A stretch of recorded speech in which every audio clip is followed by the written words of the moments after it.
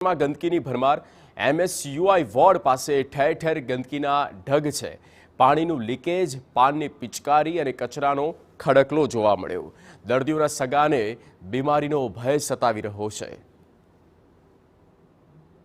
હોસ્પિટલમાં લોકો સારવાર માટે જતા હોય, પરંતુ સંસ્કારી નગરી વડોદરાની સૌથી મોટી હોસ્પિટલ એવી એસએસજી હોસ્પિટલમાંથી ખૂબ જ ચિંતાજનક દ્રશ્યો સામે આવ્યા। અહીં એ હદે ગંદકી પથરાયેલી છે કે તેને જોઈને પણ ચિતરી ચડે। સવાલ એ કે શું આ હોસ્પિટલ છે? આ ગંદકીને લીધે હવે દર્દીઓના સગાઓ મુશ્કેલીમાં મુકાયા।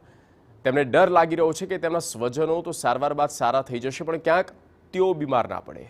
સતત પાણી લીકેજ, ગંદકીના ઢગલા, મચ્છરજન્ય રોગચાળો, પાણીજન્ય રોગચાળો ફેલાવાની ભીતિ સેવાઈ રહી છે। મધ્ય ગુજરાતની સૌથી મોટી હોસ્પિટલ એટલે એસએસજી હોસ્પિટલ, અને આ હોસ્પિટલમાં દરરોજના હજારો દર્દીઓ સાજા થવા આવતા હોય છે, પરંતુ દર્દીઓને તો સાજા કરે તેની સાથે આવેલા સગાઓ બીમાર પડે તેવા દ્રશ્યો એસએસજી હોસ્પિટલના તમામ વોર્ડ ખાતે જોવા મળી રહ્યા છે। એક તરફ ઉપરથી પાણીનું લીકેજ અને બીજી તરફ ગંદકીનો ભરમાર, આ બંને ભેગું થાય ત્યારે પાણીજન્ય અને મચ્છરજન્ય રોગચાળો વકરે તેના ડરથી સગાઓ પણ હોસ્પિટલમાં રહેવાનું ટાળવું પડે તેવી પરિસ્થિતિ ઊભી થતી હોય છે।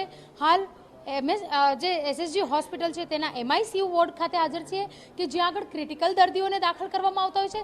દર્દીઓના સગાને અહીંયા રાત રોકાવું પડે તો તેઓને મચ્છર કરડવાનો ડર લાગે છે।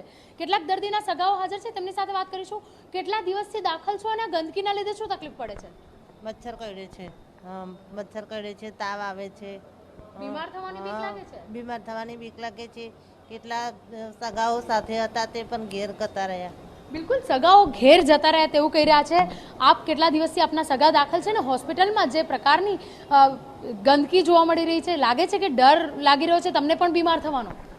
પેશન્ટને હું 4 દિવસથી એડમિટ છે, પણ અત્યારે અમને રાત્રે મચ્છર અને ચોમાસું છે, તમે સમજી શકો છો, મચ્છર અમને પણ બીમાર કરે અને અમારી પણ તબિયત ખરાબ થાય એવું લાગે છે। અને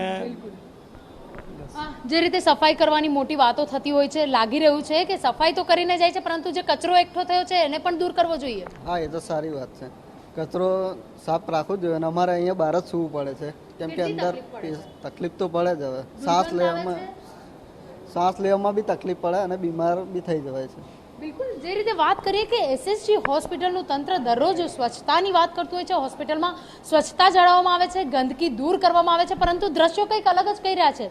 લોકોને સૂચનો આપવામાં આવે છે, બોર્ડ મારવામાં આવે છે કે પાન પડીકી ખાઈને થૂકવું નહીં, પરંતુ જે પ્રકારે દ્રશ્યો જોઈ રહ્યા છો, પાનને પડીકીઓ ખાઈને જે થૂક્યા છે તેના માટેના જે પિચકારીના ધબ્બાઓ છે તે જોવા મળી રહ્યા છે। તેના કારણે એસએસજીની સુંદરતા તો ઘટી રહી છે, બીજી તરફ સારવાર માટે આવતા દર્દીઓ અને તેમના સગાઓ સાજા થઈને જવાના બદલે બીજી જ બીમારીઓ ઘરે લઈને જાય તેવી પરિસ્થિતિનું હાલ નિર્માણ થઈ રહ્યું છે। કેમેરા પર્સન રોહિત ગોયલ સાથે અંજલિ ઓઝા, TV9 વડોદરા। રાજકોટ જિલ્લાના ધોરા